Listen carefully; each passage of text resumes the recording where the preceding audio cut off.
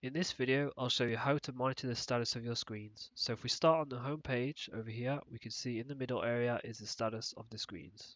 Starting from the left, we'll see the play status, which just means that your content that you've published to the screen is currently playing and is also connected to the server. To the right of this, we see stop, which means you've most likely pressed stop on the remote control, but it's still connected to the server. Below this to the left, we have download. Now this will show whenever you publish content to the screen, just to show that it's downloading.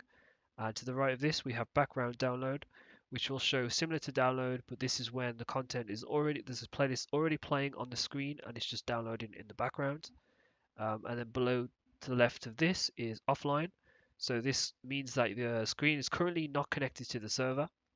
And then to the right of this, we have sleep, which is usually when the power button is pressed on the remote control, or that there's been an on and off timer set for the screen. And then below this to the left, we have errors, which is any errors that are currently occurring on the screen. And finally, to the right of this, we have offline for 48 hours plus, which means that it's not being connected to the server for more than 48 hours.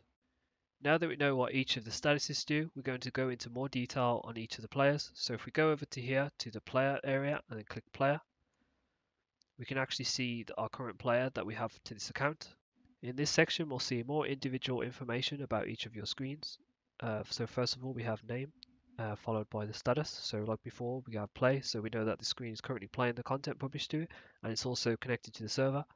We have the serial number, an on and off timer if this has been set through the settings, progress bar, which will fill if the content's been published successfully, and a last heartbeat, which will show the last time the screen was connected to the server, and then various operations we can do to manage our screen.